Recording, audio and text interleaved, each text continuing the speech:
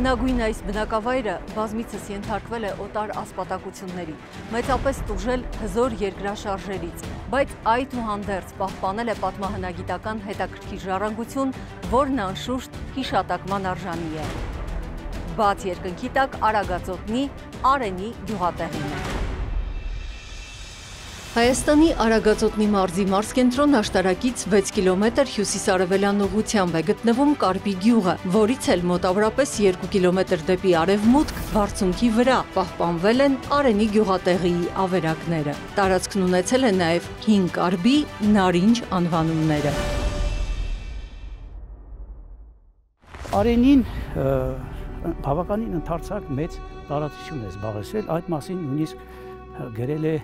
հայտնի գրող Պերճ Պրոշյանը 19-րդ դարում եղել է այստեղ։ Արենի նշանակում է արիների քաջերի բնակավայր։ Եվ ինքը իր անվանումը այդպես էլ պահպանել է։ Հիշատակվում է 774 թվականից արաբների դեմ բռնկված ապստամբությամբ, արաբական խալիֆայության դեմ։ Եվ հայ բնակչությունից լքվել ամայացել է 16-րդ դարի վերջում։ Այդ մասին արդեն գրում է մեր պատմիչներից Առաքել Դավրիժեցին։ Գրում է, որ մեր հայրերի ժամանակ շեն էր, Դավրիժեցին է գրում։ Իմիջիալոց իր պատմության մեծ մասը գրել է հենց Կարփի գյուղաքաղաքում։ Եվ Արենին գրում է այժմ անմարդաբնակ է, լքված անմարդաբնակ։ Եվ այստեղ 20-րդ դարի սկզբին եղել է նաև Գարեգին Հովսեփյանը։ Նա գրում է, որ Կարփի եւ Փարպի գյուղերի միջև կար մի գյուղատեղի, ավերակ գյուղատեղի։ Եվ աշուշտ Կարփից դեպի Փարպի Ղազարավան հին ճանապարհը միջնադարում անցել է հենց այս գյուղատեղիով։ Եվ ճյուղավորվել է դեպի հյուսիս, անգրսակ, Փերսի հայտնի գյուղերը։ Գյուղատեղին աստիճանաբար այսպես փոքրացել է տարածքով, որտեղ խորհրդային վերջի տարիներին ես հիշում եմ, այստեղ բազմից եմ եղել, բավականին ընդարձակ իրոք տարածք է զբաղեցնում եւ խորհրդային այդ վերջի տարիներին հողահատկացումների արդյունքներով, նաեւ անկախության առաջի տարիներին տեսնում եք ինչպիսի այգիներ են այստեղ հիմնադրվել եւ ծանր տեխնիկայով գյուղատեղի շատ հատվածներ պարզապես այսպես մաքրվել են տների ավերակներից։ Ես հիշում եմ, որ այստեղ նույնիսկ հատակագծային հորինվածներ պահպանվել։ Առանձին ուրվագծում էին առանձին փողոցների հատվածները, տնամերձ բակերը, տների հիմքերը, ուղղանկյուն դրանք շինություններ էին, որոնք նույնիսկ արտաքին պատերով երբեմն հպված էին մեկը մյուսին։ Կառուցված էին անմշակ բազալտից, ամենուրեք այստեղ բազալտն է։ Միայն եկեղեցին է կառուցված գորշ եւ սև տուֆից։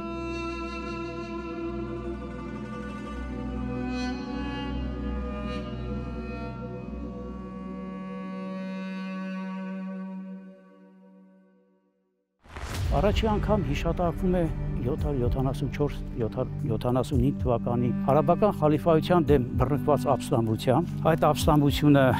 ղեկավարում է Արտավազ Մամիկոնյանը, հետո շարունակում է Մուշեղ Մամիկոնյանը։ Եվ արաբները կարողանում են ճնշել այդ ապստամբությունը, դրա մասին գրում է Հովհաննես Դրասխանակերտցին, Ղևոնդը, մեր պատմիչներից Սամուել Անեցին, Կիրակոս Գանձակեցին, ընդ որում պետք է ասել, որ միայն բոլորը նշում են, որ 3 բնակավայրեր Արենին, Թալինը եւ Խաղյանը ենթարկվեցին դաժան ասպատակման արաբների կողմից եւ պատժվեցին։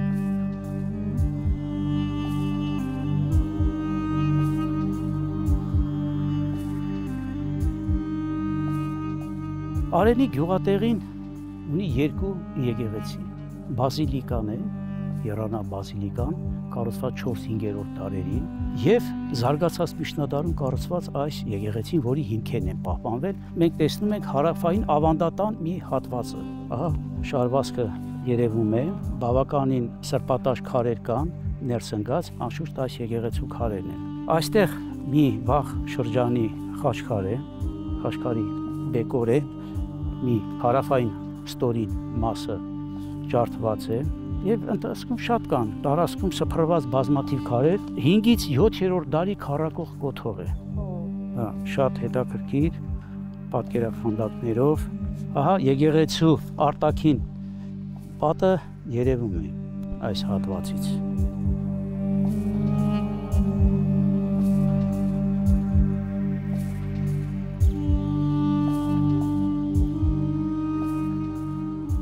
պեղումներ իրականացվել են, որովհետև եթե լավ պեղումներ իրականացվեն, միգուցե այս հատվածը բացվի։ Այո, եթե բացվի շատ ճիշտ կլներ, բայց ցավոք պետք է ասել պեղումներից այդտեղ մի արձանագիր երկու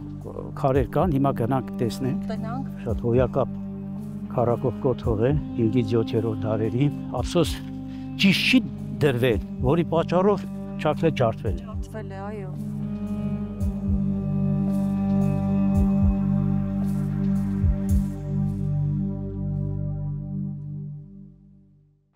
Երկու արձանագիր քարեր, սրանք իրար կպած են եղել 1984, 85, 86 թվականներին Գիտությունների ազգային ակադեմիայի հնագիտության եւ ազգագրության ինստիտուտի հնագիտական ջոկատի կողմից հնագետ Ուսիկ Մելքոնյանն է այստեղ պեղումներ կատարել, բացվել է եկեղեցու որոշ հատվածներ, այս արձանագիր քարերն են ի հայտ եկել, սա նրա կտորն է, այստեղ նշված է ի աշխարհակալության մոնղոլական Ղազան խանի, իսկ Ղազան խանը հայտնի է, որ իշխել է 1295-ից 1304 թվականներին, այսինքն այս կարևոր արձանագրությունը այստեղ է տեսնում եք նրա շարունակությունն է, հատվածները եւ տարբեր խաչեր կան, շատ կարևոր է, բայց ցավոք անմխիթար վիճակում է, կարծում եմ որ ավելի ցանկալի կլներ, որպեսզի սա տեղափոխվեր մի ապահով տեղ կամ թեկությամբ այնպես դրվեր, որ անձրևած ջրերը, ձյան հալոցքային ջրերը չքայքայեին այս կարևոր արձանագրությունը, չէ որ սա դեռևս հրատարակված չի եւ Արենի գյուղատեղիում ամենահին արձանագրությունն է։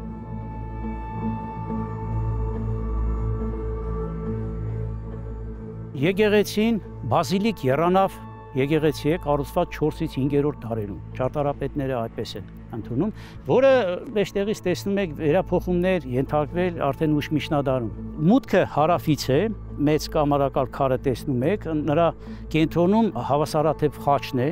ինչը որ կար աշտարակի ծիրանավորում, փարպի ծիրանավորում, սա նույն ժամանակաշրջանի է։ Նաև Զովունին եւ Ապարանի քասախը, դրանք նույն ժամանակաշրջանի եկեղեցիներ են։ Հզոր եկեղեցի եղել, ենթադրվում է, որ հիմքերում սա հեթանոսական մեյան է եղել այստեղ։ Իհարկե պեղումներով դա շատ բան կբացահայտվի եւ իր խորանը արտաքինից բազմանիստ է, խորանի հատվածն է պահպանվել, խորանի եւ ներսը լցված է ամբողջությամբ փլատակներով, ինչը որ երևում է պեղումներով են բացվել։ Անշուշտ շատ ցանկալի է, որ նորից պեղումները այստեղ շարունակվեն։ Եթե սա մուտքն է, պարոն Ազատարյան, այսինքն մենք բավականին պեղումներով կարող ենք իհարկե, անշուշտ, այսպես լրի պետք է բացվել, չի բացառում նորից արձարագիր քարեր հայտնաբերվեն, այս ամբողջ հասվի այս ամենը։ Կարծում եմ, որ նոր պահպանման գոտի պետք է գծվի, որտեղ արդեն այգիները այնքան են մոտեցել հուշարձանին, որ պարզապես նկատելի է, որ ծանր տեխնիկա է աշխատել եւ քարերից մաքրվել են այդ տարածքները։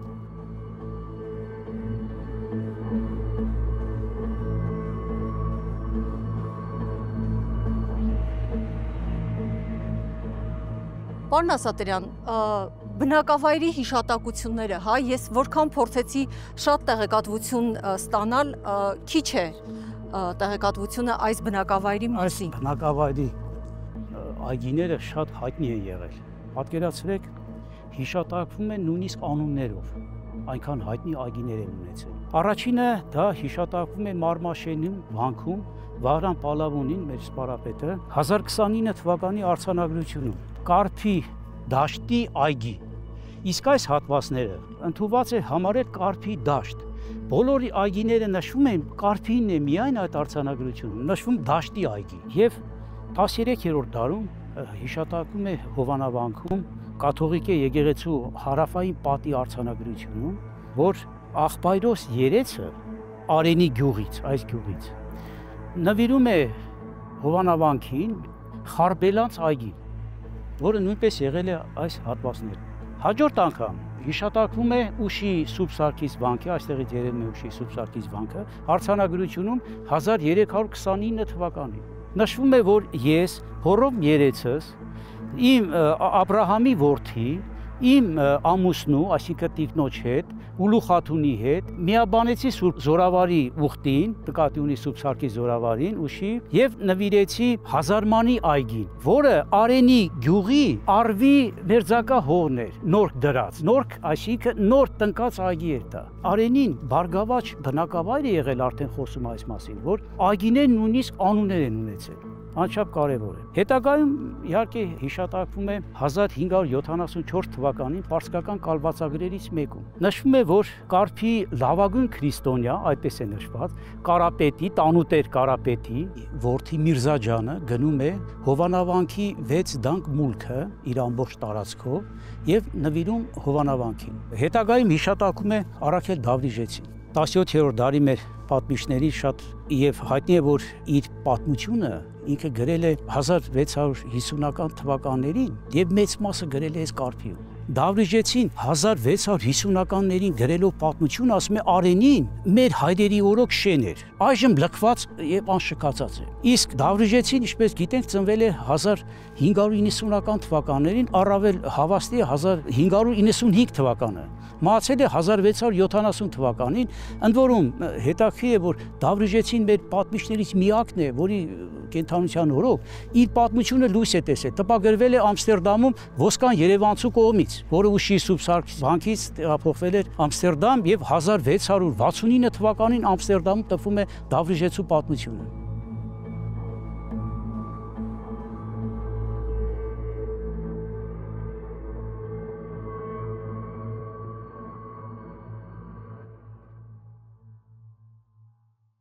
Երկրաշարժերը անշուշտ այստեղ իր ներգործություն ունեցել են։ Հատկապես 1679 թվականի հունիսի 4-ի երկրաշարժը Զաքարիա Քանաքերտին Հովանավանքում էր, գրում է, որ Կարփիում 3 շունչ են մահանում, մեծ փլվասներ է առաջանում տների։ Իհարկե հետագա երկրաշարժերն անշուշտ ազդել են 1827 թվականը, ուշի Սուրբ Սարգիսն է կործանվել այդ թվականին, Շախատունյանցն է գրում, նաև Կարփիում Հովանավանքում վնասներ է պատճառվել, Ապարանում Ծաղկաձորի հայտնի երկրաշարժն է դա, եւ 1840 թվականի Ակորի երկրաշարժը, որը նույնպես մեծ վնասներ է պատճառել Հովանավանքին եւ բազմաթիվ այլ եկեղեցիների, նաեւ Կարփիում։ Իսկ ինչ վերաբերում է Արենի երբ է լքվել հայ բնակչությունից, արդեն նշեցի, որ Դավրիժեցին ասում է մեր հայրերի ժամանակ շեն էր, այսինքն 16-րդ դարի վերջին շեն է եղել եւ մեր օրոք ասում է գյուղը լքված է, այսինքն իր պատմությունը երբ որ գրում է արդեն լքված է այս բնակատը, ինքը տեսել է, այսինքն ենթադրում են, որ եթե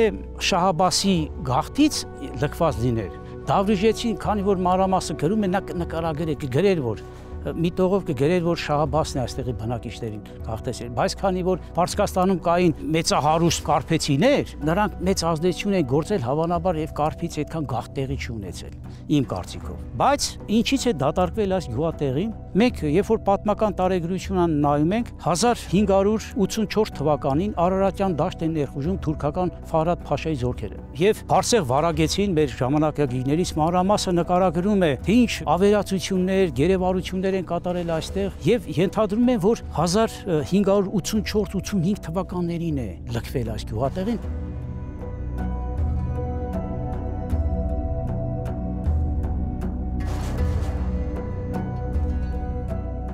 Այս գյուղատեղին նորից բնակեցվում է 1829 թվականին Հին Բայազետից եկած հայ գաղթականներով։ Ռուս-թուրքական պատերազմի ավարտից հետո Ադրիանապոլսի պայմանագրով Հին Բայազետը անցնում է ճշումների ներքո, անցնում է թեև ռուսական զորքերը գրավել էին, բայց անցնում է Թուրքիային եւ ստիպված տեղի բնակչությունը գաղթում է եւ 1831 թվականին ցարական Ռուսաստանը անցկացնում է առաջին մարտահամարը Հայաստանում, ձևավորված հայկական մարզներ եւ Իվան Շոպեն անունով մեկը, որը հայկական մարզի վիճակագրության բաժնի վարիչներ, Հովանես Շախատունյանցի հետ, որը որպես թարգման հանդիսանար, գալիս են Կարփի մարտահամար են անցկացնում։ Կարփին գրում են մեծ Կարփի, այս գյուղն էլ գրում են փոքր Կարփի եւ պահպանվել է տուն առ տուն այդ վիճակագրությունը անուններով։ Մեծ Կարփին 127 տուն էր, մեծ մասը հենց Հին Բայազետից գաղթած, այնտեղ կային նաեւ մի քանի տուն Մուշից, Սասունից նաեւ ընթացքում եկած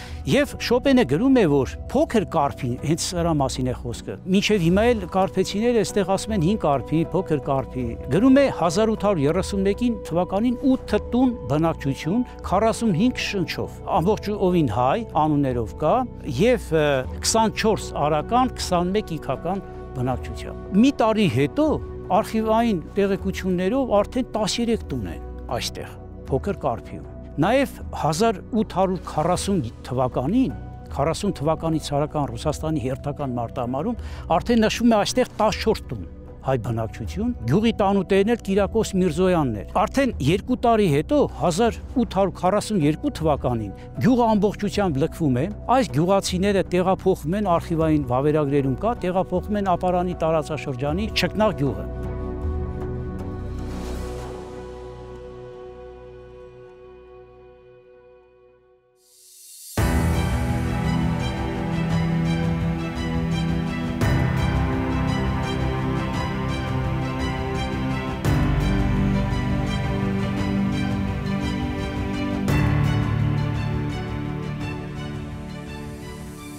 Դեռևս 1939 թվականի հոկտեմբերի 21-ին հայկական ԽՍՀ լուր ժողկոմատի գավառագիտական արշավախմբի Հայաստանի հնությունների պահպանության կոմիտեին ուղղված հաշվետվության մեջ, որտեղ ներկայացվում է աշտարակի եւ ապարանի շրջանների պատմական հուշարձանների դրության ու պահպանության վիճակը, արշավախմբի ղեկավար Վահրամ Դարյանը գրել է այն մասին, որ պատմական հուշարձաններով հարուստ այդ վայրերում գտնվող համարյա բոլոր հուշարձանների պահպանության դրությունը միանգամայն վատ է։ Բացակայում է սիստեմատիկ հսկողությունը, բոլոր հուշարձանները գտնվում են հակասանիտարական վիճակում, վերածվել են աղբանոցի։ Այդպիսի վիճակում է գտնվում նաև Կարբիում գտնվող նախկին Նարինջ կոչված վայրը, որտեղ օգտագործվում են ազատ հողամասերը, ով ինչպես ցանկանում է, եւ բազմաթիվ տապանակարեր պատմական նշանակություն ունեցող ոչնչանում են։ Գրում է գավառագիտական արշավախմբի ղեկավարը գրեթե 1 դար առաջ։ Իրավիճակն այսօր այլ է, բայց այս 5 գյուղատեղիի դեպքում գոնե հողազավթման դեպքերով վիճակը կարծես թե նույնն է։ Հնագույն բնակավայրի տարածքը աստիճանաբար զբաղեցնում են այգիները, այդպիսով կորցնում ենք այս տարածաշրջանի պատմության թանկարժեք պատառիկներ։